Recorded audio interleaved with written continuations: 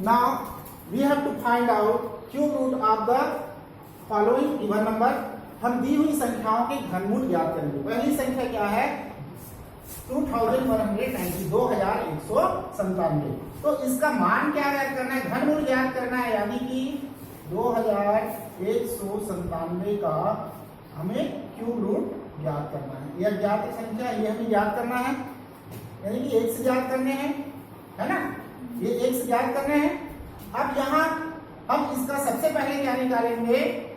अभाज्य गुणनखंड विधि से गुणनखंड, अभाज्य गुणनखंड विधि से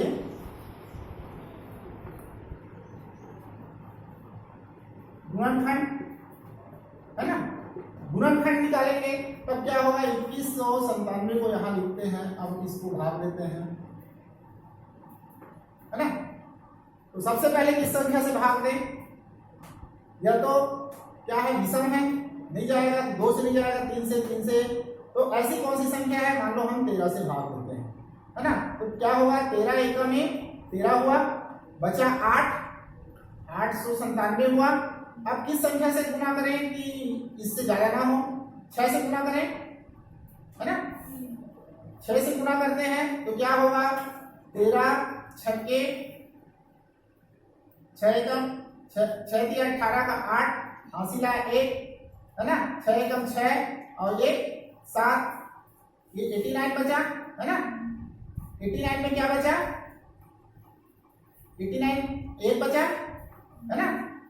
और 8 में 7 गया तो 1, तो ये एक उतार लिया 7 को, है कि नहीं? अब ये 117 को 13 से ऐसे भाग दे तो कितनी बार में जाएगा? 9 से जा सकता है। 9 दिया 27, लास्ट में 7 आ रहा है तो 9 से जा सकता है ना? 9 दिया 27 का 7, हासिल आया 2, 9 एकम 9 और 2,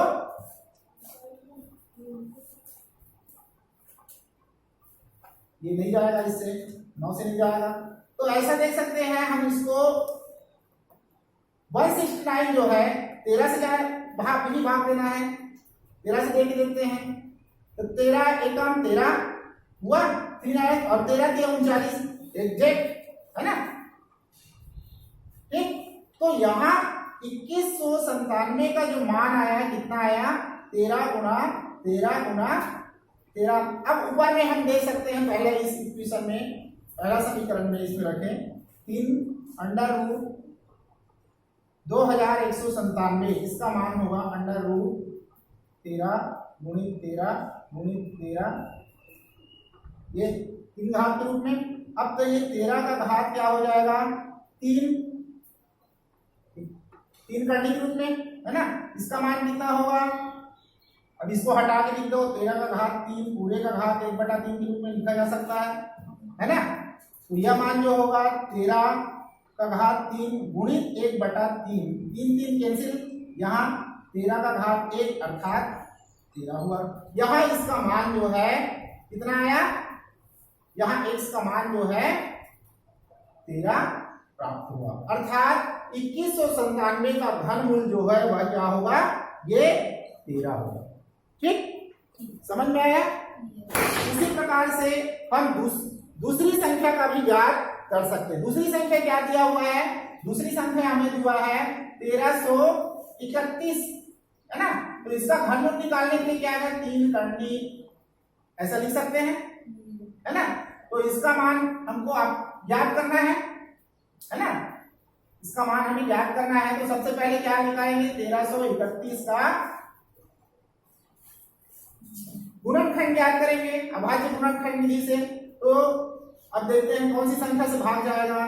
11 से करके देखते हैं। 11 एकम 11 बचा 23, 11 दूनी 22, 11 एकम 11, फिर 11 से 11 11 121 होता है 11, है ना? तो इसका मान जो आया वो कितना आया? 3 13 31 का मान यह प्राप्त हुआ हमें 3 करनी 11 गुणित 11 गुणित, अर्थात इसका मान हुआ 3 करनी 11 का घात 3 root under root 11 to power 3, है ना?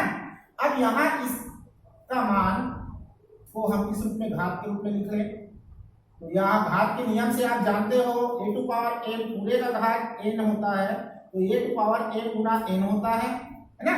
तो ये हो जाएगा 3 गुना 1 का घात 3। अब 3 3 कैंसिल हो गया, ये क्या बचा 11 होगा, 11 का घात 1 यानी कि 11 है ना।